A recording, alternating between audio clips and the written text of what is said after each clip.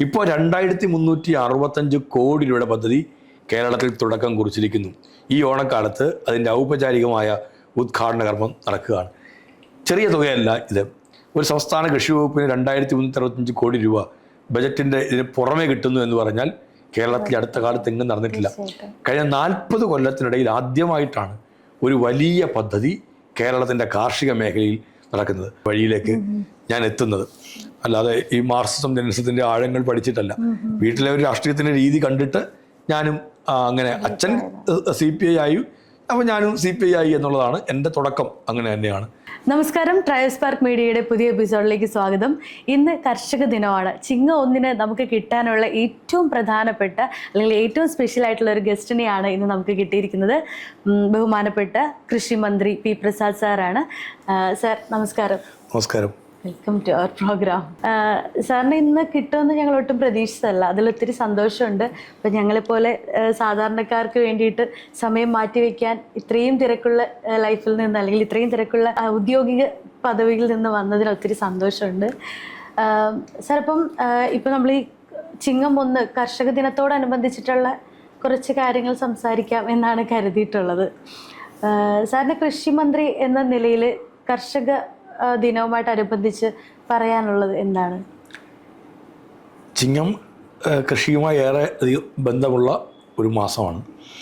നമുക്ക് ചിങ്ങം എന്ന് പറഞ്ഞു കഴിഞ്ഞാൽ ഏറ്റവും പ്രമുഖമായി നമ്മൾ കണക്കാക്കുന്നത് ഓണത്തിൻ്റെ മാസം എന്നുള്ളതാണ്. ഓണം ചിങ്ങത്തിലാണ് എന്നുള്ളതും ചിങ്ങം ഓണത്തിൻ്റെ മാസമാണ് എന്നുള്ളതും മലയാളി ഇങ്ങനെ മനസ്സിൽ ചേർത്ത് വച്ചിരിക്കുന്ന ഏറ്റവും പ്രധാനപ്പെട്ട ഒരു കാര്യമാണ്. ഓണത്തിൻ്റെ ആഘോഷങ്ങളിലേക്ക് മലയാളിക്കെത്താൻ മലയാളി ഏറ്റവും കൂടുതൽ സഹായിച്ചിരുന്നത് മലയാളിയുടെ കാർഷിക വൃത്തി തന്നെയായിരുന്നു. കൃഷിയായിരുന്നു ഏറ്റവും പ്രധാനപ്പെട്ട വരുമാന മാർഗം. ആ വരുമാനത്തിൽ നിന്നാണ് പണം കണ്ടെത്തി ആഘോഷങ്ങൾ സംഘടിപ്പിക്കേണ്ടത്. ആ ആഘോഷമാണ് നമ്മളെ മലയാളിയുടെ ഏറ്റവും വലിയ ആഘോഷമായ ഓണത്തിലേക്ക് നമ്മളെത്തുന്നതും. അപ്പം ഓണം എന്നത് നമുക്ക് ആഘോഷിക്കാൻ കഴിയണമെങ്കിൽ അതിനനുസരിച്ചുള്ള ഒരു വരുമാനം എത്തുന്നത് കൃഷിയുടെ കാര്യത്തിലാണ്.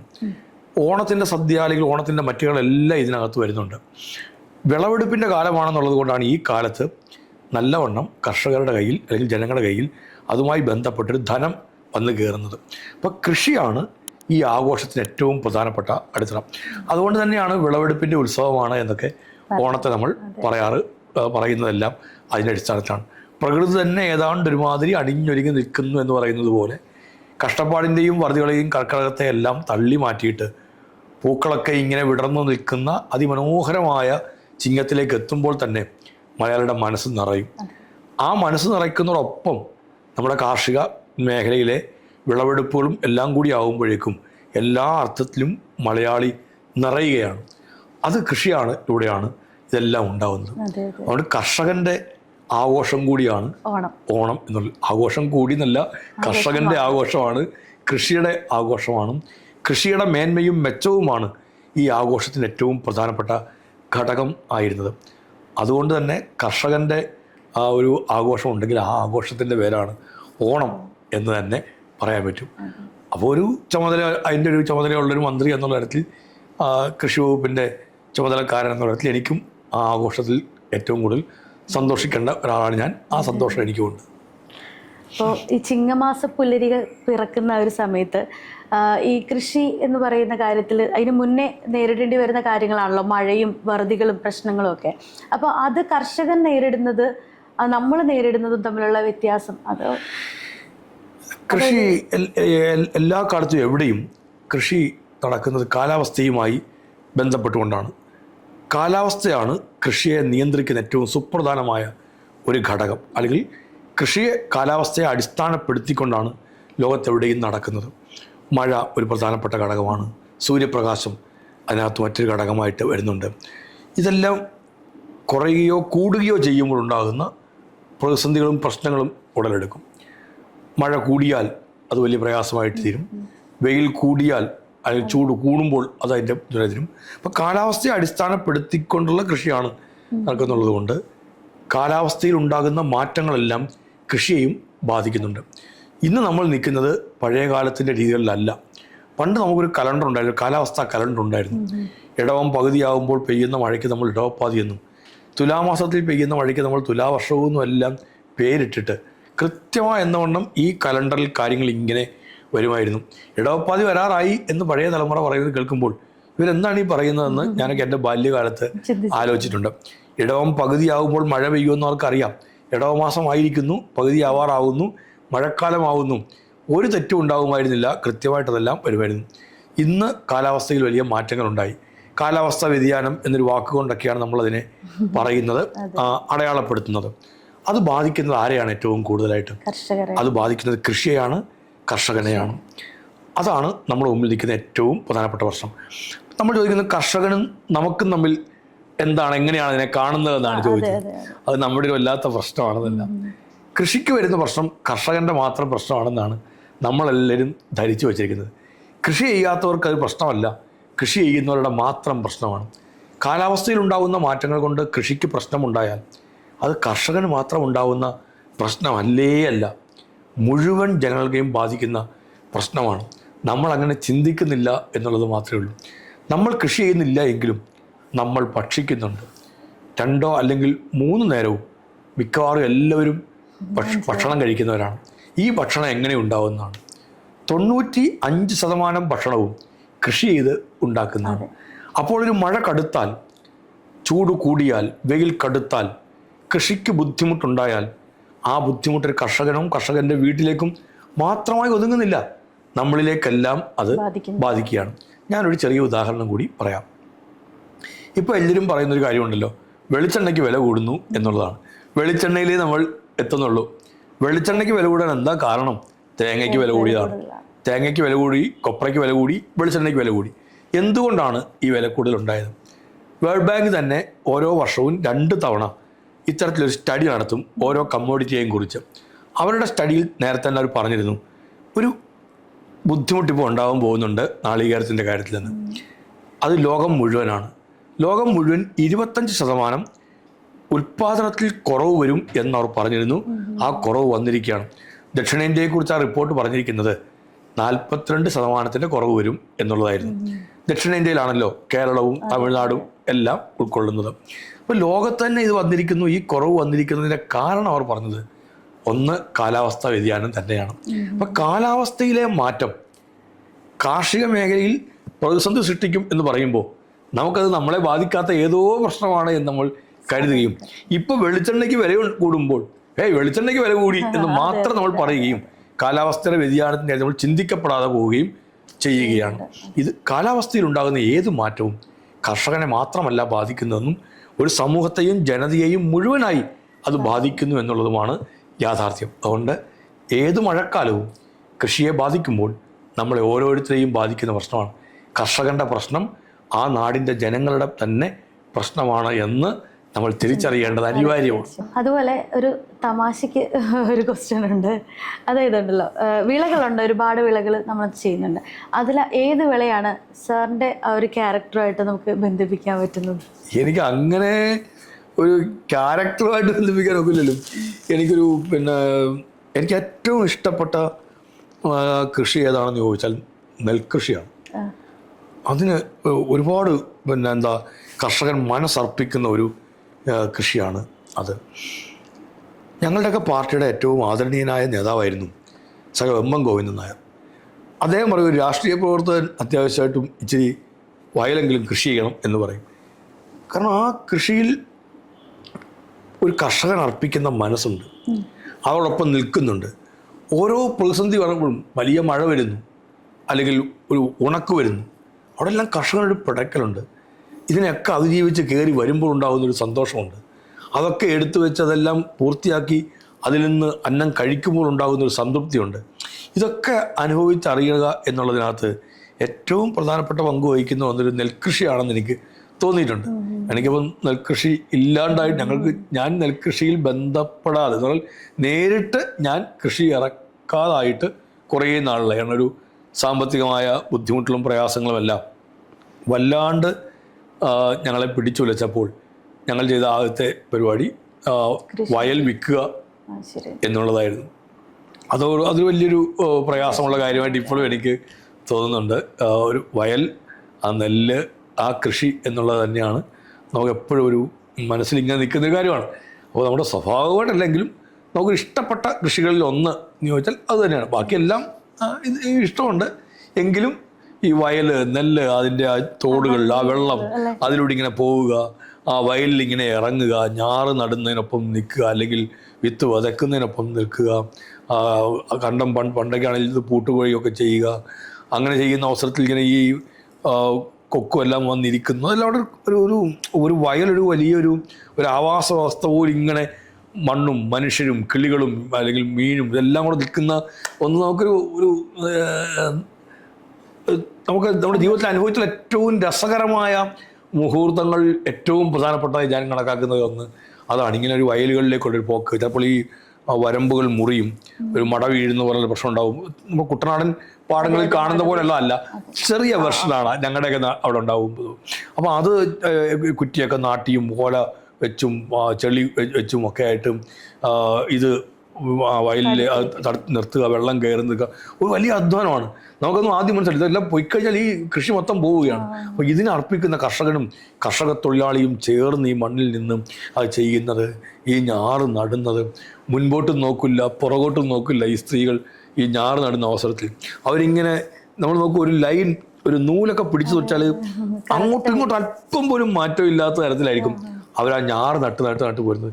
ഇതെങ്ങനെ പിന്നെ നമ്മൾ ആലോചിക്കുമ്പോൾ ഇതെങ്ങനെ കൃത്യമായി അകലം പാലിച്ച് തേനീച്ച എങ്ങനെയാണോ തേനീച്ചയുടെ ഓരോ അറയും ഉണ്ടാക്കുന്നത്, അതേപോലെയാണ് നമ്മുടെ നാട്ടിൽ നമ്മൾ വേണമെങ്കിൽ ഒന്ന് പറഞ്ഞാൽ അക്ഷരാഭ്യാസം പോലും ഇല്ലാതിരുന്ന ഒരു ജനത കൃത്യമായ കണക്കടിസ്ഥാനത്തിൽ തന്നെ ഈ ഞാറ് നട്ട് വരുന്നത്.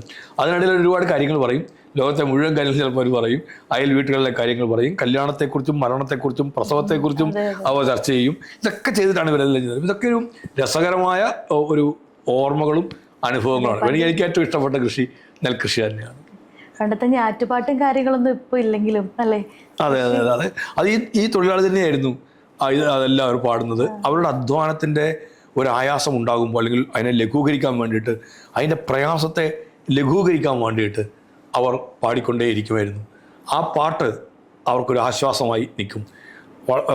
ഇങ്ങനെ വളച്ച് നിന്ന് അവർ ജോലിയെല്ലാം ചെയ്യുമ്പോഴും ക്ഷീണം മറന്ന് മണ്ണും അവരുടെ ഈ പാട്ടും അവരുടെ മനസ്സിനെ നല്ലവണ്ണം കുളിർപ്പിച്ചിട്ടുണ്ടെന്നാണ് ഇപ്പൊ നമുക്കത് മനസ്സിലാവുന്നതല്ല. സാറിന്റെ കുട്ടിക്കാലം മുതലേ അപ്പൊ കൃഷിയോട് എനിക്ക് ഉണ്ട്. അപ്പൊ അന്ന് ഈ ഞാറ്റുപാട്ടൊക്കെ കേട്ടിട്ടുള്ള എക്സ്പീരിയൻസ് അതൊക്കെ ഇങ്ങനെ അവരിങ്ങനെ പലതും ഇങ്ങനെ അതില്ല വരികൾ ഓർമ്മ ഞാൻ പാടുന്നത് ശരിയാവില്ല എന്ന് എനിക്ക് തോന്നുന്നുണ്ട്. സ്കൂളിൽ കുട്ടികൾ ഇപ്പൊ കൃഷിയുമായിട്ട് ബന്ധപ്പെട്ട് ഒരുപാട് കാര്യങ്ങൾ ചെയ്യുന്നതായിട്ട് കണ്ടു. അത് ഏറ്റവും വലിയ സന്തോഷമുള്ള കാര്യമാണ് അല്ലേ?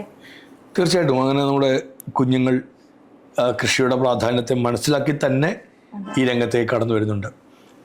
അതും മറ്റ് ആരുടെയും പ്രേരണ അല്ലാതെ തന്നെ ഒരുപാട് കുഞ്ഞുങ്ങൾ വരുന്നുണ്ടെന്നുള്ളത് എൻ്റെയും അനുഭവമാണ്. ഞാനൊരിക്കൽ ഈ ചേർത്തലയിൽ തന്നെ ഒരു കാർഷിക പരിപാടിയിൽ പങ്കെടുക്കാൻ വേണ്ടിയിട്ട് പോയി. അവിടെ വെച്ച് ഞാൻ സ്റ്റാളുകളെല്ലാം സന്ദർശിച്ചു. ഒരു സ്റ്റാളിൽ ഒരു പെൺകുട്ടി നിൽക്കുന്നുണ്ട്. കൊച്ചുകുട്ടിയാണ്, അവളുടെ സ്കൂളിൽ വിദ്യാർത്ഥിനിയാണെന്ന് മനസ്സിലായി. കുറേ ഇനങ്ങൾ അവളവിടെ പ്രദർശിപ്പിച്ചിട്ടുണ്ട്. ഞാൻ ഓരോന്നിൻ്റെയും പേര് ചോദിച്ചു. ഇവക്കൊന്നും അറിയില്ല എന്ന മട്ടിലാണ് ഞാൻ ഇതെല്ലാം ചോദിച്ചത്. എന്നെ അത്ഭുതപ്പെടുത്തിക്കൊണ്ട് പാർവതി എന്ന ആ മോള് ഓരോ ഇനങ്ങളെക്കുറിച്ചും എനിക്ക് പറഞ്ഞു തന്നു. അവളോ പറഞ്ഞിട്ടുണ്ടാവില്ല ഞാൻ മന്ത്രിയാണെന്നൊന്നും മനസ്സിലായിട്ട് ഒന്നുമില്ല. ചോദിച്ച ഒരാളിനോട് പറയുന്നു എന്നുള്ളത് മാത്രമേ ഉള്ളൂ. എന്നെ അത്ഭുതപ്പെടുത്തി. ഞാൻ അവളെ പരീക്ഷിക്കാൻ വേണ്ടിയിട്ടാണ് ഈ ചോദ്യം ചോദിച്ചത്. എന്നെ ശരിക്കും ഞെട്ടിച്ച് കളഞ്ഞു, തകർത്ത് കളഞ്ഞു. അപ്പോൾ കൃത്യമായിട്ടെന്ന് വേണം ആ ഓരോ ചെടിയെക്കുറിച്ചും മനസ്സിലാക്കിയിട്ട് തന്നെയാണ് ആ കുഞ്ഞ് അതെല്ലാം ചെയ്ത് വീട്ടിൽ ഞാനതെല്ലാം ചെയ്യുന്നുണ്ട് എന്ന് കൂടി അവൾ പറഞ്ഞപ്പോൾ എനിക്കല്ല. ഇതങ്ങനെ ഒരാൾ മാത്രമൊന്നുമല്ല, ഒരുപാട് പേർ. ചേർത്തൽ തന്നെ കുട്ടി കർഷകർ എന്നൊക്കെ പറഞ്ഞിരിക്കുന്ന എത്രയോ കുഞ്ഞുങ്ങളുണ്ട്. ഞാൻ അതിൽ ഒരാളുടെ കാര്യം മാത്രമേ പറയുള്ളൂ, ബാക്കിയുള്ളവരോട് വരുന്നതും പറയാത്തതാണെന്ന് കരുതരുത്. ഒത്തിരി പേരുണ്ട്. ഞാൻ അവരെല്ലാം വന്ന് നിൽക്കുന്നത് താല്പര്യപൂർവ്വം തന്നെയാണ് എന്ന് സൂചിപ്പിക്കാൻ വേണ്ടി അത് ഞാൻ പറഞ്ഞതാണ്. അതൊരു നല്ല കാര്യം തന്നെയാണ്. സ്കൂളുകളുമായി ബന്ധപ്പെടുത്തിക്കൊണ്ട് ഇപ്പോൾ ഒരുപാട് കൃഷി ക്ലബ്ബുകൾ രൂപം കൊണ്ടിട്ടുണ്ട്. അവിടങ്ങളിൽ കൃഷി നടക്കുന്നുണ്ട്. ഞങ്ങൾ തന്നെ ഇതിൻ്റെ ഭാഗമായിട്ട് സ്കൂൾ കോളേജ് വിദ്യാർത്ഥികളുമായി പങ്കെടുപ്പിച്ചുകൊണ്ടുള്ള പരിപാടികൾ സംഘടിപ്പിക്കുന്നതിലേക്ക് എത്തി. കുട്ടികൾക്ക് അവാർഡുകൾ നൽകുന്നുണ്ട്. ഏറ്റവും മികച്ച സ്കൂളിന് അവാർഡ് സംസ്ഥാന സർക്കാർ നൽകുന്നുണ്ട്, കുട്ടികൾക്ക് അവാർഡ് നൽകുന്നുണ്ട്. ഒരു അഗ്രി കാഡറ്റ് ക്രോപ്സ് ഇതിൻ്റെ ഭാഗമായിട്ട് സംഘടിപ്പിക്കണം. അഗ്രി കാഡറ്റ് ക്രോപ്സ് പറയുമ്പോഴത്തേക്കും അതൊരു ACC എന്നുള്ള ഇടത്തിൽ കേരളത്തിൻ്റെ നിയമസഭയിൽ ആദരണീയനായ ഗവർണർ നയപ്രഖ്യാപന പ്രസംഗത്തിൽ പ്രഖ്യാപിച്ചൊരു കാര്യവും കൂടി ആയിരുന്നു. ഞങ്ങളുടെ ഒരു ഡ്രീം പദ്ധതിയാണ് അത്. വിദ്യാഭ്യാസ വകുപ്പുമായിട്ടുള്ള ചർച്ചകൾ നടന്നു കഴിഞ്ഞു. ആദരണീയരായ വിദ്യാഭ്യാസ വകുപ്പ് മന്ത്രിമാർ ശ്രീ V. ശിവൻകുട്ടിയും ഡോക്ടർ R. ബിന്ദുവും ഞങ്ങളെല്ലാം ഒന്നിച്ച് ഈ കാര്യത്തെക്കുറിച്ച് ആലോചിച്ചു. പൈലറ്റായിട്ട് തന്നെ ഒരു പരീക്ഷണാടിസ്ഥാനത്തിൽ അതിലേക്ക് നീങ്ങാനാണ് ഇപ്പോൾ ഞങ്ങൾ തീരുമാനിച്ചിരിക്കുന്നത്. കേരളത്തിലെ സ്കൂളുകളുടെ സിലബസിൽ കൃഷി ഏറ്റവും മുഖ്യമായൊരു ഇനമായി കടന്നു വന്നിട്ടുണ്ട്. ഇപ്പോൾ സിലബസ് പരിഷ്കരണത്തിന് ശേഷം ആ കാര്യങ്ങളെല്ലാം കേരളത്തിൻ്റെ ആദരണീയനായ വിദ്യാഭ്യാസ വകുപ്പ് മന്ത്രി ശ്രീ V. ശിവൻകുട്ടി ഞങ്ങളുടെ മുമ്പാകെ അവതരിപ്പിച്ചിരുന്നു. അപ്പോൾ അതെല്ലാം കൃഷിയോട് കുട്ടികൾക്ക് കൂടുതൽ താല്പര്യം ഉണ്ടാക്കിയെടുക്കുന്നതിന് ഉപകരിക്കുന്ന ഒരു പരിപാടിയായിട്ടാണ് ഞാൻ കണക്കാക്കുന്നത്. സംസ്ഥാന കൃഷി വകുപ്പിൻ്റെ എല്ലാ പിന്തുണയും പിൻബലവും ഈ പരിപാടികൾക്ക് നൽകാനും ഞങ്ങൾ തീരുമാനിച്ചിട്ടുണ്ട്. ഈ പുതുതലമുറ ഡ്രഗ്സും കാര്യങ്ങളൊക്കെ ആയിട്ട് അഡിക്ഷനിലേക്ക് പോകുന്ന ഒരു സാഹചര്യം ഉണ്ടല്ലോ. അതുപോലെ ഈ ആത്മഹത്യകൾ വർദ്ധിച്ചു വരുന്ന ഒരു സാഹചര്യം, ഉപദ്രവങ്ങൾ കൂടി വരുന്ന സാഹചര്യം, ശരിക്കും ഭീകരമായിട്ടുള്ള ഒരു അന്തരീക്ഷമാണ് ഇപ്പം നമ്മൾ നേരിട്ടുകൊണ്ടിരിക്കുന്നതെന്ന് വേണമെങ്കിൽ പറയാം പുതുതലമുറയുടെ കാര്യത്തിൽ. അപ്പോൾ സാറിന് ഈ കൃഷി അവരുടെ ഈ ഒരു പ്രശ്നത്തിൽ നിന്ന് മാറി നിൽക്കാനായിട്ട് ഏത് രീതിയിൽ പ്രയോജനപ്പെടുന്നു കരുതുന്നു? നമ്മൾ ഇന്ന് കണക്ക് കൂട്ടുന്ന ഏറ്റവും വലിയ ദുരന്തമായി നമ്മൾ കാണുന്ന മാരകമായ ലഹരികൾ പോലെയുള്ള ഇടങ്ങളിലേക്ക് നമ്മുടെ തലമുറ എത്താതിരിക്കാൻ നിരവധിയായ കാര്യങ്ങൾ ചെയ്യാൻ കഴിയുമെന്നാണ് ലോകം തന്നെ ഇന്ന് കണ്ടെത്തുകയും പറയുകയും ചെയ്തിട്ടുള്ളത്. ഇപ്പോൾ സ്പോർട്സ് ഏറ്റവും പ്രധാനപ്പെട്ട ഒരു കാര്യമാണ്. നമ്മൾക്ക് നമ്മളോട് തന്നെ ഒരു വലിയ ബഹുമാനവും ആദരവും തോന്നുന്ന തരത്തിൽ നമ്മളെ സ്പോർട്സ് എത്തിക്കും. അത് അനുഭവത്തിൻ്റെ അടിസ്ഥാനത്തിൽ, പഠനങ്ങളുടെ അടിസ്ഥാനത്തിൽ ലോകം കണ്ടെത്തിയിട്ടുള്ള ഏറ്റവും പ്രധാനപ്പെട്ട കാര്യങ്ങളിൽ ഒന്നാണ്. നമ്മുടെ ശരീരം ഏറ്റവും പ്രമുഖമാണ് എന്ന് ഒരു സ്പോർട്സ് താരം കണക്ക് കൂട്ടുന്നുണ്ട്. എങ്കിൽ മാത്രമേ സ്പോർട്സിൽ അവർക്ക് വിജയിച്ച് മുന്നേറാൻ പറ്റുകയുള്ളൂ. ഇങ്ങനെ നിരവധിയായ കാര്യങ്ങളെ കണക്കിലെടുത്തുകൊണ്ട് ജീവിതത്തിലേക്ക് ഈ കുഞ്ഞുങ്ങളെ കൊണ്ടുവരണം, അല്ലെങ്കിൽ ഒരു പുതിയ തലമുറയെ എത്തിക്കണം. ജീവിതം അവർക്ക് ഏറ്റവും പ്രധാനപ്പെട്ട ഒരു ലഹരിയായി മാറണം. അങ്ങനെ ലഹരിയായി മാറുമ്പോഴാണ് മണ്ണ്, പ്രകൃതി എന്നിവയോടെല്ലാം ഉള്ള ഒരു വലിയ സ്നേഹവും ബഹുമാനവും ആദരവും അടുപ്പവും ഇഷ്ടവും എല്ലാം ഉണ്ടാവുകയുള്ളൂ. അതിലൊന്ന് ഈ കൃഷിയുമാണ്. കൃഷിയിടങ്ങൾ അതെല്ലാം മനസ്സിലേക്ക് കയറിക്കഴിഞ്ഞാൽ തീർച്ചയായിട്ടും മറ്റു പലതിലേക്കും പോവില്ല. അത്രയും ഒരു ഹൃദയ നൈർമല്യവും ഉണ്ടാവും എന്നാണ് എൻ്റെ പക്ഷം. കർഷകർ ഒരിക്കലും ഒരു കുഴപ്പക്കാരായി നമുക്ക് അതിനെ കാണാൻ പറ്റുകയില്ല. കർഷകൻ ഒരു നാടിൻ്റെ ശത്രുവായി മാറുന്നതോ, കർഷകൻ ഒരു വീടിൻ്റെ ദുരന്തമായി മാറുന്നതോ, അല്ലെങ്കിൽ കർഷകൻ ഒരു നാടിന് പ്രശ്നം ഉണ്ടാക്കുന്നതായിട്ടോ. കാരണം കർഷകൻ അങ്ങനെയാണ് അവരുടെ വിളകളെ പരിപാലിക്കുന്നതും അതിനെ കാത്തു പുലർത്താൻ വേണ്ടി നിൽക്കുന്നതുമില്ല. അങ്ങനെ ചെയ്യുന്ന ഒരാൾക്ക് സഹജീവികളോടും വലിയ സ്നേഹം ഉണ്ടാവാനേ തരമുള്ളൂ. അപ്പോൾ കൃഷിയിലേക്കും ഇവരെ എത്തിച്ചാൽ ഇങ്ങനെ എല്ലാവരും പ്രയോജനം കിട്ടും. പിന്നെ ഇത് ഭക്ഷണത്തിൻ്റെ കാര്യമാണ്, ഞങ്ങളുടെ ജീവിതമാണ്. ഭക്ഷണത്തിൽ നിന്നാണ് നമുക്ക് ആരോഗ്യവും, ആ ആരോഗ്യത്തിൻ്റെ അടിസ്ഥാനത്തിലാണ് മെച്ചപ്പെട്ടൊരു ജീവിതത്തിലേക്ക് ഞങ്ങൾ എത്തുന്നത് എന്ന് ബോധ്യപ്പെടുമ്പോൾ കൃഷിയോട് കുറച്ചുകൂടി അവർക്ക് ഒരു അഭിനിവേശവും ഒരു താല്പര്യം ഉണ്ടാവും. അവിടെയാണ് ഈ പറയുന്ന മറ്റ് ലഹരികൾ എന്നതിനെ മാറ്റി നിർത്തിക്കൊണ്ട് കൃഷി പോലുള്ള കാര്യങ്ങൾ, ഇപ്പോൾ കലയായാലും സാഹിത്യമായാലും സ്പോർട്സ് ആയാലും കൃഷിയായാലും ഇതൊക്കെയും എല്ലാവരും നാളെ വന്ന് കൃഷിയിലേക്ക് കയറണം എന്ന് പറഞ്ഞാൽ ഒരു നടപ്പുള്ള കാര്യമൊന്നും. നമ്മളെല്ലാവരും കൃഷിയിലേക്ക് വരിക. ഞങ്ങളതിനൊരു മുദ്രാവാക്യം തയ്യാറാക്കുമ്പോൾ കേരളത്തെ കൃഷിയിലേക്ക് നല്ലവണ്ണം ഒരു ശ്രദ്ധ കൊണ്ടുവരണം എന്നുള്ളതിൻ്റെ പേരിൽ ഞങ്ങൾ തന്നെ പറഞ്ഞത് ഞങ്ങളും കൃഷിയിലേക്ക് എന്നുള്ളതാണ്. എല്ലാവരും കൃഷിയിലേക്ക് ഇറങ്ങുക എന്ന് പറഞ്ഞാൽ അത് നടപ്പുള്ള കാര്യമൊന്നുമല്ല. അത് നമ്മൾ വെറുതെ പറയാന്നുള്ളൂ. ഞങ്ങളും കൃഷിയിലേക്ക് എന്ന് പറഞ്ഞാൽ സാധ്യമാവുന്ന എല്ലാവരെയും എത്തിക്കുക എന്നുള്ളതാണ്.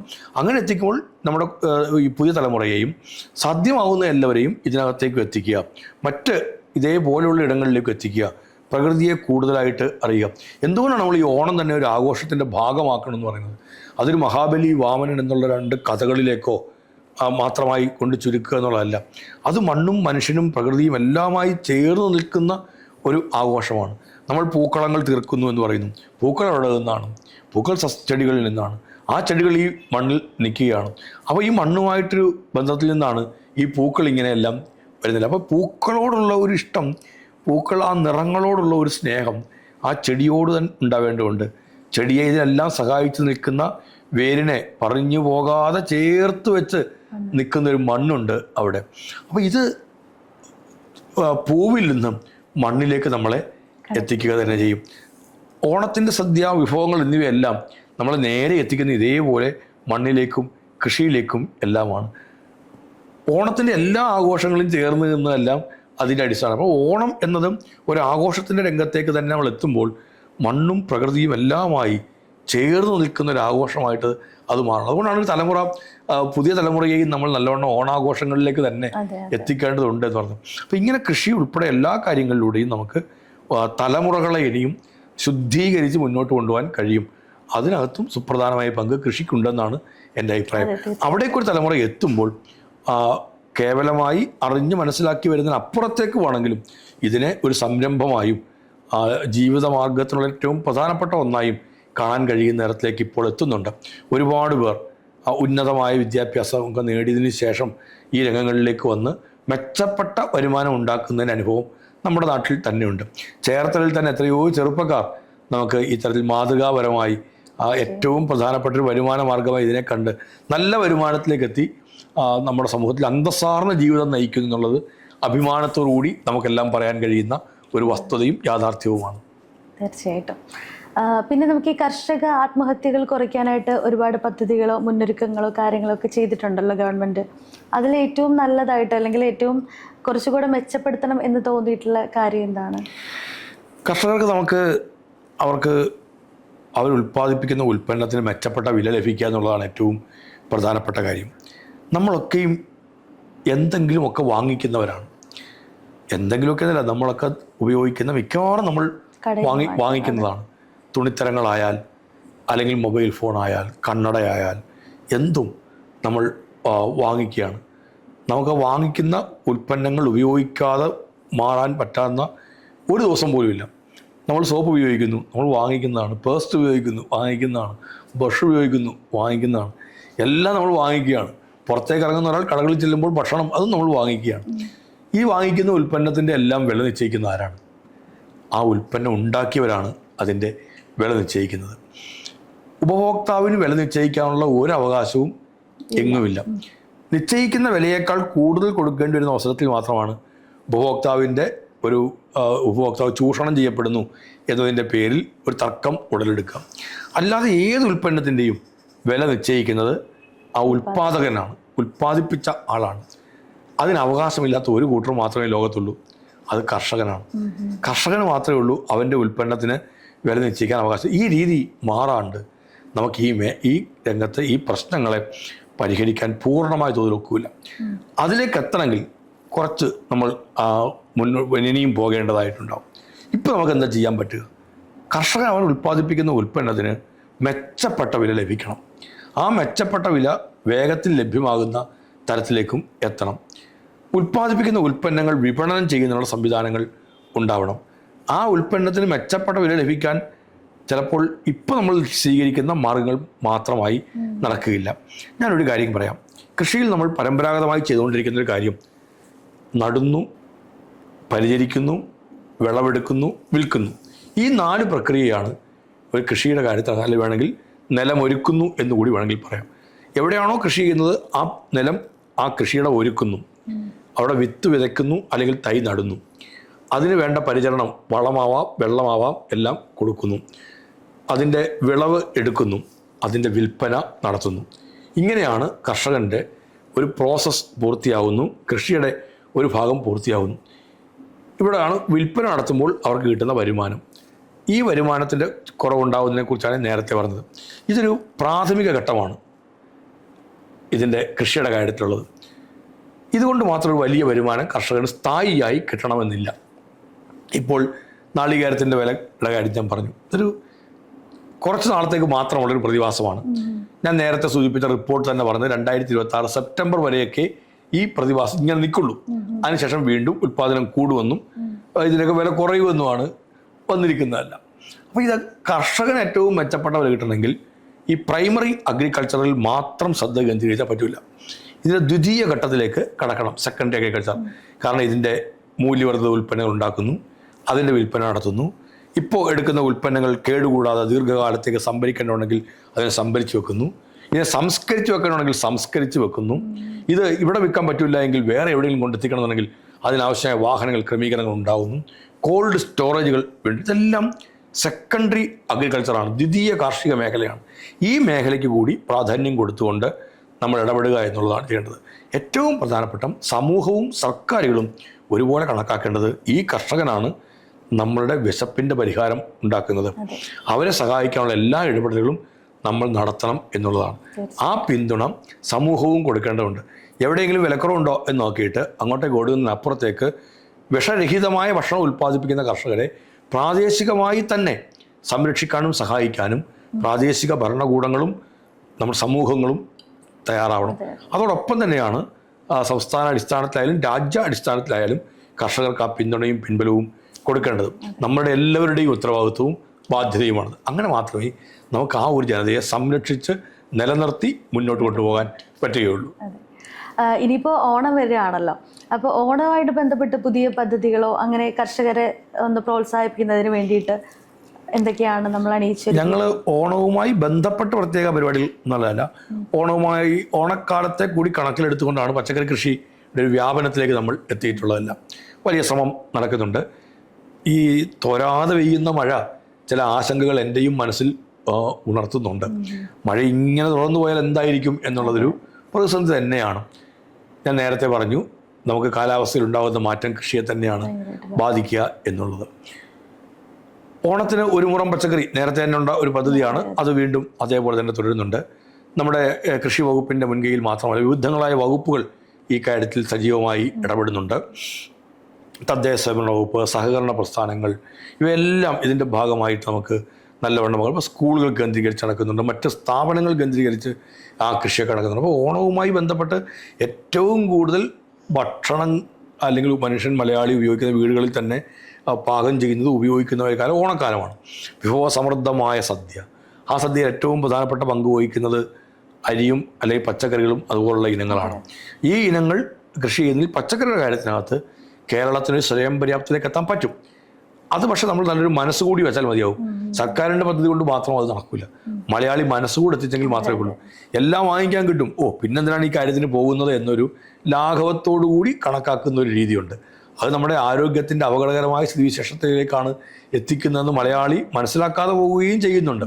പക്ഷെ നമുക്കൊരു ശ്രദ്ധ കൊടുത്താൽ നമുക്കതിലേക്ക് എത്താൻ പറ്റും. ഇത് ഓണക്കാലത്തേക്ക് മാത്രമുള്ള കാര്യമല്ല, അത് കഴിഞ്ഞും വരേണ്ടതാണ്. ഞങ്ങളൊരു വലിയ പദ്ധതി ഈ കാലത്ത് തുടക്കം കുറിക്കാൻ പോവുകയാണ്.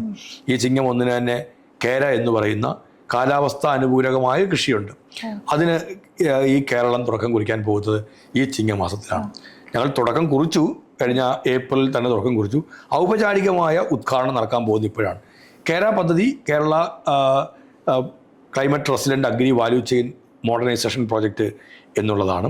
അതിൻ്റെ ചുരുക്കപ്പേരാണ് കേര. അല്ലാതെ അല്ല, അതൊരു കാലാവസ്ഥയുമായി ബന്ധപ്പെട്ട തരത്തിൽ കേരളത്തിൻ്റെ കാർഷിക മേഖലയിൽ വരുന്ന ചില പ്രശ്നങ്ങളെ എങ്ങനെയാണ് നമുക്ക് അഭിമുഖീകരിക്കാൻ കഴിയുക, അത് അഭിമുഖീകരിക്കാൻ വേണ്ടിയുള്ളൊരു വലിയ പദ്ധതി ഞങ്ങൾ തയ്യാറാക്കി.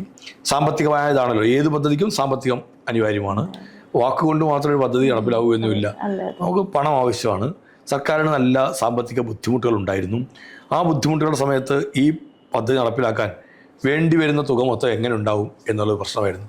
2365 കോടി രൂപയുടെ പദ്ധതിയാണ് ഞങ്ങൾ വിഭാവനം ചെയ്തത്. ഞങ്ങൾക്ക് ലോകബാങ്കിൽ നിന്ന് ഒരു ലോൺ ഞങ്ങൾ സംഘടിപ്പിച്ചു. 700 കോടിയോളം രൂപ കേരളത്തിൻ്റെ ബജറ്റിൽ നിന്ന് ഞങ്ങൾക്ക് വേണ്ടി ഓരോ ഘട്ടങ്ങളിലായി വെക്കും. ആ ബജറ്റ് വിഹിതം നബാർഡിൻ്റെ വായ്പയായി ലഭിക്കുന്നതിനുള്ള നടപടികൾ ഞങ്ങൾ സ്വീകരിച്ചു. ഇപ്പോൾ 2365 കോടി രൂപയുടെ പദ്ധതി കേരളത്തിൽ തുടക്കം കുറിച്ചിരിക്കുന്നു. ഈ ഓണക്കാലത്ത് അതിൻ്റെ ഔപചാരികമായ ഉദ്ഘാടന കർമ്മം നടക്കുകയാണ്. ചെറിയ തുകയല്ല ഇത്. ഒരു സംസ്ഥാന കൃഷി വകുപ്പിന് 2365 കോടി രൂപ ബജറ്റിൻ്റെ ഇതിന് പുറമേ കിട്ടുന്നു എന്ന് പറഞ്ഞാൽ കേരളത്തിൽ അടുത്ത കാലത്ത് എങ്ങും നടന്നിട്ടില്ല. കഴിഞ്ഞ 40 കൊല്ലത്തിനിടയിൽ ആദ്യമായിട്ടാണ് ഒരു വലിയ പദ്ധതി കേരളത്തിൻ്റെ കാർഷിക മേഖലയിൽ നടക്കുന്നത്. അതുകൊണ്ട് എനിക്ക് വളരെ സന്തോഷമുണ്ട്. ഈ ഓണക്കാലത്ത് കേരളത്തിൻ്റെ കൃഷി വകുപ്പ് മന്ത്രി എന്ന ചുമതല ഏറ്റെടുത്തതിന് ശേഷം കേരളത്തിൻ്റെ കാർഷിക മേഖലയ്ക്ക് വേണ്ടി ഇത്തരം ഒരു വലിയ പദ്ധതി നടപ്പിലാക്കാൻ കഴിഞ്ഞു എന്നുള്ള ഇരട്ടി സന്തോഷത്തിലാണ് ഞാൻ ഈ ഓണക്കാലത്ത് നിൽക്കുന്നത് എന്ന് അഭിമാനത്തോടു കൂടി തന്നെ ഞാൻ പറയട്ടെ.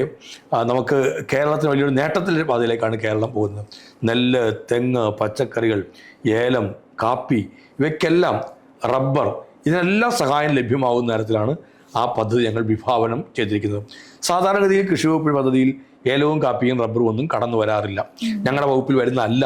പക്ഷെ കൃഷിയാണ്, അതിനെയും പരിഗണിക്കേണ്ടതുണ്ട് ഞങ്ങൾ തീരുമാനിക്കുകയായിരുന്നു. അപ്പോൾ എല്ലാ കർഷകരെയും ചേർത്ത് നിർത്തുന്ന ഒരു പദ്ധതി, സമഗ്രമായ ഒരു പദ്ധതി ചരിത്രത്തിൽ ആദ്യമായിട്ടാണ് കേരളത്തിൽ നടപ്പിലാവുന്നത്. അതിന് നേതൃത്വം കൊടുക്കാൻ കഴിഞ്ഞു എന്നുള്ളതാണ് എനിക്ക് ഈ കാലത്തുള്ള ഏറ്റവും വലിയ അഭിമാനകരമായി ഞാൻ കാണുന്ന ഒരു കാര്യം. അതിപ്പോ കർഷകരും അതുപോലെ തന്നെ ആയിരിക്കുമല്ലോ. തീർച്ചയായിട്ടും അത് നടപ്പിലാവുമ്പോൾ കർഷകർക്ക് വലിയ സന്തോഷമാവും. ഞാൻ പറഞ്ഞത് 2365 കോടി രൂപയുടെ ഒരു പദ്ധതി കേരളത്തിൽ നടപ്പിലാവുന്നുള്ള ചെറിയ കാര്യമല്ല, ഒരു വലിയ കാര്യം തന്നെയാണ്. സാറിന്റെ കുട്ടിക്കാലത്ത് തന്നെ അച്ഛൻ ഈ മറ്റുള്ള ആളുകൾക്ക് വേണ്ടിയിട്ട് ഒരുപാട് അക്ഷീണം പ്രവർത്തിച്ച ഒരാളാണെന്ന് കേട്ടിട്ടുണ്ട്. അതായത് തൊഴിലാളി സംഘടനകൾക്ക് വേണ്ടിയൊക്കെ ഒരുപാട് കാര്യങ്ങൾ ചെയ്തിട്ടുള്ള വ്യക്തിയാണെന്ന്. അപ്പോൾ അദ്ദേഹം അന്ന് വളരെ തിരക്കുകളായിരുന്നു. കുടുംബം സംരക്ഷിക്കാനോ കുടുംബത്തെ നോക്കാനോ ഉള്ള സമയം, സംരക്ഷിക്കാനെന്നല്ല, കുടുംബത്തെ നോക്കാനോ മക്കളെ വളർത്താനോ ഉള്ള കാര്യങ്ങളെല്ലാം അമ്മ മാത്രമാണോ ചെയ്തിരുന്നത്? അന്ന് സാറിന് കിട്ടേണ്ട പരിഗണന, ഒരു കുട്ടി എന്ന രീതിയിൽ കിട്ടേണ്ട പരിഗണന കിട്ടാത്ത സാഹചര്യം ഉണ്ടായിട്ടുണ്ടോ? അതങ്ങനെ അച്ഛൻ്റെ ഭാഗത്തുനിന്ന് പരിഗണന കിട്ടിയില്ല എന്നൊരിക്കലും പറയാൻ പറ്റില്ല. ഞങ്ങളുടെയൊക്കെ ബാല്യത്തിൽ അച്ഛൻ വല്ലപ്പോഴും ഇങ്ങനെ വന്നു പോകുന്ന ഒരാളാണ്. പരിപൂർണമായി പൂർണ്ണ സമയ രാഷ്ട്രീയ പ്രവർത്തന രംഗത്തേക്ക് നിൽക്കുകയാണ്. എങ്കിലും അച്ഛൻ വരുമ്പോൾ ഞങ്ങൾക്കൊക്കെ വലിയ സന്തോഷമാണ്. ആ സന്തോഷം അച്ഛനെ കാണുന്നു എന്നുള്ള ഒരു സന്തോഷമാണ്. ഞങ്ങളോടൊക്കെ വളരെ നന്നായി നിൽക്കുമായിരുന്നു എല്ലാം. പിന്നെ ഏറ്റവും കൂടുതൽ അതിൻ്റെ ബുദ്ധിമുട്ടെല്ലാം അനുഭവിച്ചുള്ള അമ്മയാണ്. അത് എൻ്റെ അമ്മ മാത്രമായിരിക്കില്ല, മിക്കവാറും എല്ലാ വീട്ടിലെ അമ്മമാർ അങ്ങനെയായിരിക്കും. ഏത് രംഗത്തും ഏത് വീടെടുത്താലും അങ്ങനെയായിരിക്കും. അതല്ലാതെ ഒരമ്മയാണ്, അതിപ്പോൾ സാമ്പത്തികമായ ഉന്നതിയിൽ നിൽക്കുന്നതായെങ്കിൽ പോലും ഒരു വീട്ടിലൊരു അമ്മ അല്ലെങ്കിൽ ഒരു സ്ത്രീ ആയിരിക്കും ആ വീടിനെ ശരിയാവണ്ണം മുമ്പോട്ടേക്ക് കൊണ്ടുപോകുന്നത്. എൻ്റെയൊക്കെ ബാല്യകാലത്ത് ഏറ്റവും കൂടുതൽ സഹിച്ചത് എൻ്റെ അമ്മയാണെന്ന് നിസ്സംശയം പറയാൻ കഴിയും. അച്ഛൻ രാഷ്ട്രീയ പ്രവർത്തനത്തിൻ്റെ വഴികളിലേക്ക് പോകുമ്പോൾ കുടുംബം മുമ്പോട്ടേക്ക് കൊണ്ടുപോകാൻ അമ്മ എത്രമാത്രം പെടാപ്പാട് പെട്ടു എന്നുള്ളത് ആ ബാല്യകാലത്ത് അത്രയും നമുക്ക് മനസ്സിലായില്ല എങ്കിലും പിന്നീടത് ശരിയാവണ്ണം ഉള്ളിലേക്ക് കയറിയിട്ടുണ്ട്. ഓണമൊക്കെ എത്തുമ്പോഴേക്കും അമ്മ പിടയ്ക്കുന്നൊരു പെട്ടപ്പ് എന്തായിരുന്നുള്ളത് നമുക്ക് മനസ്സിലാവും. മറ്റുള്ള വീടുകളിലെ പോലെ ഒരു ഓണത്തിൻ്റെ ആഘോഷത്തിലേക്ക് നമ്മുടെ വീടൊക്കെ എത്തണമെങ്കിൽ അതിന് അമ്മയ്ക്ക് അത്യധ്വാനം ചെയ്യേണ്ടി വന്നു. അതിലേറ്റവും കൂടുതൽ അന്ന് മറ്റു സഹായങ്ങൾ വരുന്നുണ്ട്. തൊഴിലാളികൾ തന്നെയാണ് ഞങ്ങളെ ഏറ്റവും കൂടുതൽ സഹായിച്ചിട്ടുണ്ട്. ഞങ്ങളുടെ ഓണം നിറമുള്ളതാക്കി തീർത്തതും ഞങ്ങളുടെ നാട്ടിലെ ഈ പറയുന്നത് പോലെ അച്ഛൻ ഇറങ്ങി അല്ലെങ്കിൽ ആ പ്രവർത്തന രംഗത്തേക്കൊക്കെ ഏർപ്പെട്ട ആ തൊഴിലാളി സംഘടനകൾ, അതിലെ സാധാരണ തൊഴിലാളികൾ, അവരാണ് ഞങ്ങളുടെ ഓണത്തെ നമ്മളിപ്പോൾ കളർഫുൾ ആക്കിയതെന്ന് നിസ്സംശയം പറയാൻ കഴിയും. ആ നാട്ടിലെ ചെത്തൊഴിലാളികളും അവിടുത്തെ കശുവണ്ടി തൊഴിലാളികളും അവർ പകർന്നു നൽകിയ സ്നേഹവും അവരുടെ സഹായവും അതാണ് ഞങ്ങളുടെ ഓണത്തിൻ്റെ വിഭവങ്ങളായി ഞങ്ങളുടെ വീട്ടിലൊക്കെ അന്നുണ്ടായിരുന്ന ഏറ്റവും പ്രധാനപ്പെട്ട ഒന്നും. പിന്നെ ഒരു ബാല്യം, ഞാനൊക്കെ എൻ്റെ ഒരു ജനനത്തിൻ്റെ സമയത്തൊക്കെ എന്ന് പറഞ്ഞാൽ അച്ഛൻ നമ്മൾ ഇന്ന് കാണുന്ന അല്ലെങ്കിൽ ഇപ്പോൾ പറയുന്ന നിങ്ങൾ ഈ ചോദ്യത്തിൽ പറയുന്ന ഒരു തൊഴിലാളി സംഘടന പ്രവർത്തനത്തിൻ്റെ രംഗത്തായിരുന്നില്ല. അദ്ദേഹം അന്ന് CPI-ML എന്ന് പറയുന്ന ഒരു രാഷ്ട്രീയ പ്രസ്ഥാനത്തിൻ്റെ ഭാഗമായിരുന്നു. നക്സലൈറ്റ് പ്രസ്ഥാനം എന്ന് പറയുന്നതിൻ്റെ ഭാഗമായിരുന്നു. അന്ന് പോലീസ് അവരെയൊക്കെ വേട്ടയാടിക്കൊണ്ടിരിക്കുന്ന ഒരു കാലമാണ്. അതിൻ്റെ ഭാഗമായിട്ട് ഒളിവിൽ പോകേണ്ടി വന്നു. എന്തൊക്കെയോ ചില ഈ പ്രവർത്തനങ്ങളിൽ ആക്ഷനുകൾ എന്നൊക്കെ പറയുന്ന ഏതൊക്കെയോ ആക്ഷനുകളിലൊക്കെ പങ്കെടുത്തതിൻ്റെ ഭാഗമായിട്ട് പോലീസ് ഇങ്ങനെ ഏത് നിമിഷവും പിടികൂടപ്പെടും എന്നുള്ള അറസ്റ്റ് ചെയ്യും എന്നുള്ളതിൻ്റെ പേരിൽ ഒളിവിൽ പോകാൻ തീരുമാനിച്ച് ഒളിവിൽ പോവുകയായിരുന്നു. അതിനിടയിൽ അച്ഛനെ പോലീസ് അറസ്റ്റ് ചെയ്യുന്നുണ്ട്. ലക്ഷ്മണ എന്ന് പറയുന്നൊരു പോലീസ് ഉദ്യോഗസ്ഥൻ്റെ നേതൃത്വത്തിലുള്ളൊരു വൻ സംഘം എന്നെയും കൂടി കാണാൻ വേണ്ടി, ഞാൻ ജനിക്കുന്നത് അദ്ദേഹം അപ്പോൾ വീട്ടിലില്ല, ഒളിവിലാണ്. അതിൻ്റെ ഭാഗമായി അത് വരുമ്പോഴേക്കാണ് അദ്ദേഹത്തെ അറസ്റ്റ് ചെയ്യുന്നത്. അറസ്റ്റ് ചെയ്തു നാളുകൾ പോലീസ് ലോക്കപ്പിലും ജയിലിലുമായിരുന്നു പിന്നെ അച്ഛനുണ്ടായിരുന്നത്. ഈ കാലത്ത് അമ്മ ആ കുടുംബം മുമ്പോട്ട് കൊണ്ടുപോയതാണ് നമുക്കിന്ന് ഓർക്കുമ്പോൾ പോലും എനിക്ക് വല്ലാത്ത ഒരു അത്ഭുതം തോന്നിപ്പോവുകയും വിഷമം ഉണ്ടാവുകയും ചെയ്യുന്നൊരു കാര്യമാണ്. ഞങ്ങൾ രണ്ടും കുട്ടികളാണ് അമ്മ അന്നുള്ളത്, 2 കുഞ്ഞുങ്ങൾ. അപ്പോഴല്ല ഇപ്പോഴല്ല, ഞങ്ങൾ എൻ്റെ മൂത്ത സഹോദരിയും ഞാനും മാത്രമാണ്. എനിക്കൊരു ഓർമ്മയൊന്നും ആയി തുടങ്ങിയിട്ടൊന്നുമില്ല.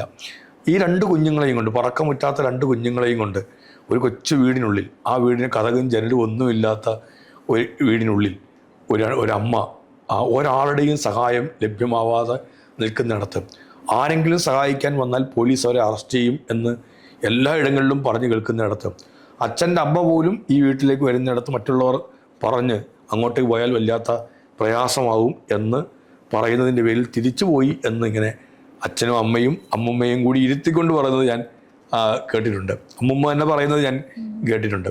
അങ്ങനെയുള്ള ഒരിടത്ത് ഈ രണ്ട് കുഞ്ഞുങ്ങളെയും വെച്ച് ഓരോ മഴക്കാലവും അല്ലെങ്കിൽ ഓരോ ബുദ്ധിമുട്ടേറിയ കാലവുമെല്ലാം ആ അമ്മ എങ്ങനെ തരണം ചെയ്തു എന്ന് ഇന്ന് നോക്കുമ്പോൾ അത്ഭുതമാണ് എനിക്ക് തോന്നുന്നതല്ല.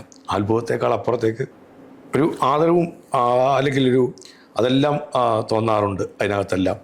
എങ്കിലും ഒരു നാട്ടിലെ ആളുകൾ പറയും സഹായിക്കും, പോലീസൊന്നും കാണാതെ ഒന്നും അറിയാതെ ആ വീടിൻ്റെ അവിടെ എവിടെയെങ്കിലും കൊണ്ടുവന്ന് പറയാൻ അരിയും സാധനമെല്ലാം വെച്ചിട്ട് പോകുന്ന ആൾക്കാരുണ്ടായിരുന്നു. പരസ്യമായി ആ വീടിനെ സഹായിക്കാൻ തീരുമാനിച്ചാൽ അത് തങ്ങളെ തന്നെ വീണ്ടും അറസ്റ്റ് ചെയ്ത് കൊണ്ടുപോകുമോ? അറസ്റ്റ് ചെയ്താൽ ജാമ്യം പോലും കിട്ടില്ല, എവിടെയാണെന്ന് പോലും അറിയില്ല.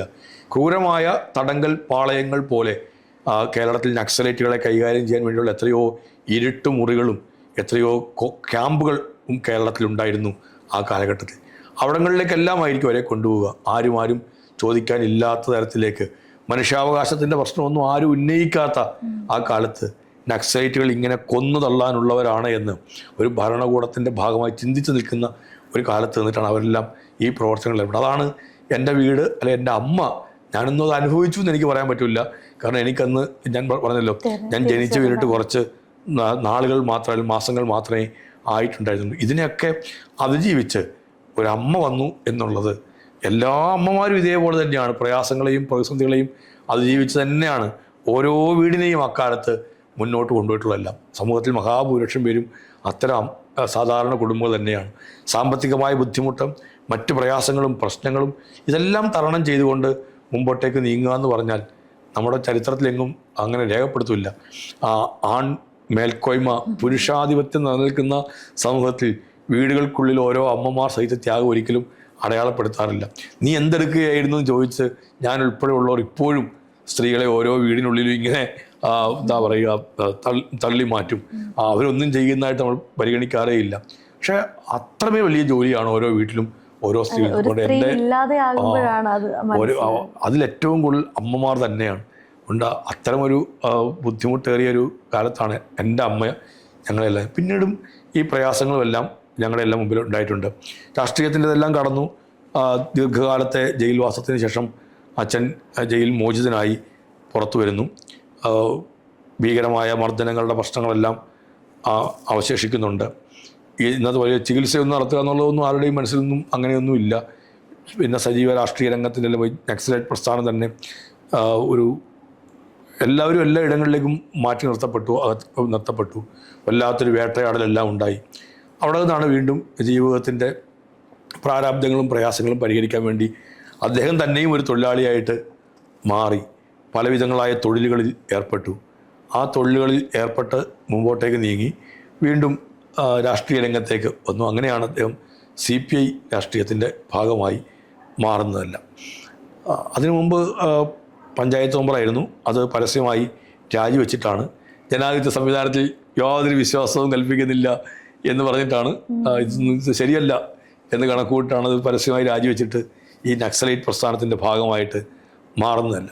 പിന്നീട് ജയിൽവാസത്തിന് ശേഷം അദ്ദേഹം വന്നിട്ട് CPI രംഗത്തേക്ക് വരികയും പിന്നെ CPIയുടെ പ്രവർത്തനങ്ങളിലായി പാർട്ടി മണ്ഡലം സെക്രട്ടറി, ആലപ്പുഴയിലെ കമ്മ്യൂണിസ്റ്റ് പാർട്ടി ജില്ലാ കൗൺസിൽ അംഗമായിട്ടും AITUSR സംസ്ഥാന എക്സിക്യൂട്ടീവ് കമ്മിറ്റി അംഗമായിട്ടും നിരവധിയായ ട്രേഡ് യൂണിയനുകളുടെ ഭാരവാഹിയായിട്ടും എല്ലാം പ്രവർത്തിക്കുകയായിരുന്നു. ഏതാണ്ട് ആ രാഷ്ട്രീയം കണ്ട് അതും അങ്ങനെയാണ് ഞാൻ ഒരു CPI രാഷ്ട്രീയത്തിൻ്റെ വഴിയിലേക്ക് ഞാൻ എത്തുന്നത്.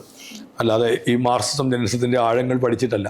വീട്ടിലെ ഒരു രാഷ്ട്രീയത്തിൻ്റെ രീതി കണ്ടിട്ട് ഞാനും അങ്ങനെ അച്ഛൻ CPI ആയി, അപ്പോൾ ഞാനും CPI ആയി എന്നുള്ളതാണ് എൻ്റെ തുടക്കം. അങ്ങനെ തന്നെയാണ് വന്നതല്ല. പക്ഷെ അവിടെ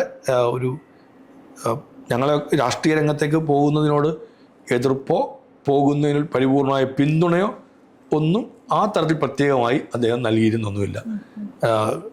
വിദ്യാഭ്യാസം, ജീവിതം എന്നുള്ള കാര്യങ്ങൾക്കകത്ത് ശ്രദ്ധ കൊടുക്കണം എന്നിങ്ങനെ പറയാണ്ട് പറഞ്ഞു പോകുമായിരുന്നു എന്ന് മാത്രം. അല്ലാതെ വേറെ തരത്തിൽ ഒന്നും പ്രത്യേകിച്ച് ഒരു പ്രോത്സാഹനം നൽകുക ഒന്നുമില്ല. പക്ഷേ നമുക്ക് ചില നിർദ്ദേശങ്ങൾ പോലെ പറയുമായിരുന്നു. അതിലൊന്ന് എപ്പോഴും ഞാൻ ആലോചിക്കുന്നത് ഈ പല സമരങ്ങളും എല്ലാം കാണുമ്പോഴൊക്കെ ആലോചിക്കും ചില കാര്യങ്ങളിൽ ചില അഭിപ്രായങ്ങളും അഭിപ്രായ വ്യത്യാസങ്ങളും പറയുന്നത്. എല്ലാ ചർച്ചകൾ ഞങ്ങൾ തമ്മിൽ നടക്കുമായിരുന്നു. ഞാൻ മുതിർന്ന് കോളേജ് അല്ലെങ്കിൽ അതൊക്കെല്ലാം കഴിഞ്ഞ് മറ്റ് ചുമതലകളൊക്കെ ഏറ്റെടുത്ത് നിൽക്കുന്ന അവസരത്തിലും നല്ല ചർച്ചകൾ നടക്കും. നല്ലവണ്ണം വായിക്കുമായിരുന്നു. അത് അമ്മയും നല്ലവണ്ണം വായിക്കുമായിരുന്നു. അമ്മ നോവലുകളിലാണ് ഏറ്റവും കൂടുതൽ നിൽക്കുന്നതെങ്കിലും നല്ലവണ്ണം വായിക്കുമായിരുന്നു. അച്ഛൻ അസാമാന്യമായ പുസ്തകശേഖരം അച്ഛനും ഉണ്ടായിരുന്നു. നല്ല ചർച്ചകളൊക്കെ നടക്കുമായിരുന്നു. അതിൽ ഒന്ന് നമ്മൾ സാധാരണ മനുഷ്യരുടെ ഇടപെടുമ്പോൾ ഉണ്ടാകുന്ന ഒരു അല്ലെങ്കിൽ ആരോട് നമ്മൾ ഇടപെടുമ്പോൾ സത്യസന്ധതയും ആത്മാർത്ഥതയും ആ കാര്യത്തിൽ അല്പം പോലും വെള്ളം ചേർക്കരുത് എന്നുള്ളത് അദ്ദേഹത്തിൻ്റെ ഒരു ശാഠ്യമായിരുന്നു. നമുക്ക് സാധാരണ മനുഷ്യരുടെ മുമ്പിൽ നമ്മളൊരു കാപട്യത്തിൻ്റെ രീതികൾ ഒരിക്കലും ഇടപെടാൻ പാടില്ല. അത് ആ മനുഷ്യരുടെ വിശ്വാസം ആർജിക്കണമെന്നുണ്ടെങ്കിൽ നിങ്ങൾ സത്യസന്ധതയോടുകൂടി തന്നെ ആയിരിക്കണം അവരുടെ കാര്യങ്ങളിൽ ഇടപെടേണ്ടത്. അതൊരു വീട്ടിൽ ചെല്ലുമ്പോൾ, ഒരു സാധാരണ തൊഴിലാളിയുടെ വീട്ടിൽ ചെല്ലുമ്പോൾ ഒരു ഭക്ഷണം തന്നാൽ ആ ഭക്ഷണം ചിലപ്പോൾ അവരുടെ വീടിൻ്റെ ചുറ്റുവട്ടങ്ങളും മറ്റൊക്കെ കാണുമ്പോൾ നമുക്ക് ചിലപ്പോൾ ഒരു വൃത്തിയില്ല എന്നൊരു തോന്നുന്നു. പക്ഷെ എന്നാൽ ഏതൊരു മനുഷ്യനും ഭക്ഷണം തരുന്നത് ഏറ്റവും നല്ല വൃത്തിയോടുകൂടി തന്നെയായിരിക്കും. അവിടെ നിങ്ങൾ എനിക്ക് വയറിന് പ്രശ്നമാണ്, ഞാനിപ്പോൾ കഴിച്ചതേ ഉള്ളൂ, ഞാനൊരു മരുന്ന് കഴിച്ചുകൊണ്ടിരിക്കുകയാണ്, ഇത് എൻ്റെ വാക്കല്ല കേട്ടോ, എൻ്റെ അച്ഛൻ്റെ വാക്കാണ്, ഇങ്ങനെയൊക്കെയുള്ള ന്യായങ്ങൾ പറഞ്ഞിട്ട് നിങ്ങളൊന്നും കഴിക്കാതെ അവിടെ നിന്ന് പോന്നാൽ അവർക്കറിയാം നിങ്ങൾ ഈ പറയുന്നതിൽ മിക്കവാറും എല്ലാം കാപട്യമാണ് എന്നുള്ള കാര്യം. ഒരിക്കലും നിങ്ങൾക്ക് ആ ജനതയുടെ മനസ്സിലേക്ക് കയറാൻ പറ്റുകയില്ല എന്ന് പറയും. അതുകൊണ്ട് നിങ്ങൾക്കൊരാൾ സ്നേഹപൂർവ്വം പറഞ്ഞാൽ അല്പമെങ്കിലും നിങ്ങൾ അവിടെ നിന്നിട്ട് അത് കഴിച്ചിട്ട് പോരണം എന്ന് പറയും. അത് എന്നോട് പറഞ്ഞൊന്നുമല്ല, ഞങ്ങളൊക്കെ ഇരിക്കുന്നിടത്ത് മൊത്തത്തിൽ അച്ഛൻ പറയുന്നൊരു കാര്യമായിരുന്നു. സമരങ്ങൾക്ക് പോകുന്ന കാര്യത്തിനകത്തും അതുപോലെ തന്നെയായിരുന്നു. സമരങ്ങൾ നമ്മളിപ്പോൾ എല്ലാം മിലിറ്റൻ്റായ സമരങ്ങൾ എന്നൊക്കെ പറയും. സമരങ്ങൾ പലതും ഇപ്പോൾ കാണുമ്പോൾ നമുക്കറിയാം. ക്യാമറകൾക്ക് വേണ്ടിയുള്ള സമരങ്ങൾ പലപ്പോഴും ഉണ്ടാവാറുണ്ട്, മീഡിയയ്ക്ക് വേണ്ടിയുള്ള സമരങ്ങൾ ഉണ്ടാവാറുണ്ട്, സംഘടനകൾ ഉന്തും തള്ളും ഇതെല്ലാം ഉണ്ടാവുന്നുണ്ട്. അതിൽ പലതും അഭിനയങ്ങളാണ്, അതിൽ പലതും ക്യാമറകളിൽ എത്തിക്കാൻ വേണ്ടിയാണ് ഇത്തരം സമരങ്ങൾ സംഘടിപ്പിക്കുന്നതോടത് ഏതെങ്കിലും ഒരു പാർട്ടി തലത്തിലല്ല. അച്ഛൻ പറയുമായിരുന്നു, എന്തിനാണ് ഇങ്ങനെ തല്ലുകൊള്ളാൻ വേണ്ടി സമരങ്ങൾ ഉണ്ടാക്കുന്നത്? ഒരാൾക്ക് പോലും ഒരു ബുദ്ധിമുട്ടും ഒരു പരിക്കേൽക്കാതെ യുദ്ധം വിജയിക്കുക എന്നുള്ളതാണ് ഒരു പട്ടാള മേധാവി ലക്ഷ്യം വെക്കുന്നത്.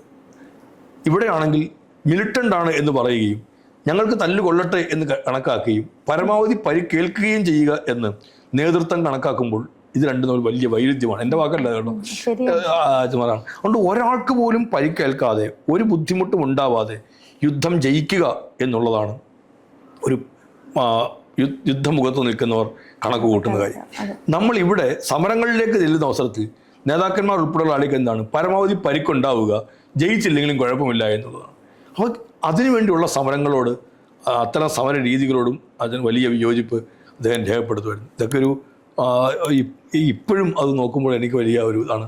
പല കാര്യങ്ങളൊക്കെ തോന്നുന്നുണ്ട്. പക്ഷെ ബാല്യത്തിൽ ഞങ്ങൾക്ക് അങ്ങനെ അധികം കിട്ടാറില്ലായിരുന്നു അച്ഛനെ എന്നുള്ളതൊരു യാഥാർത്ഥ്യമാണ്.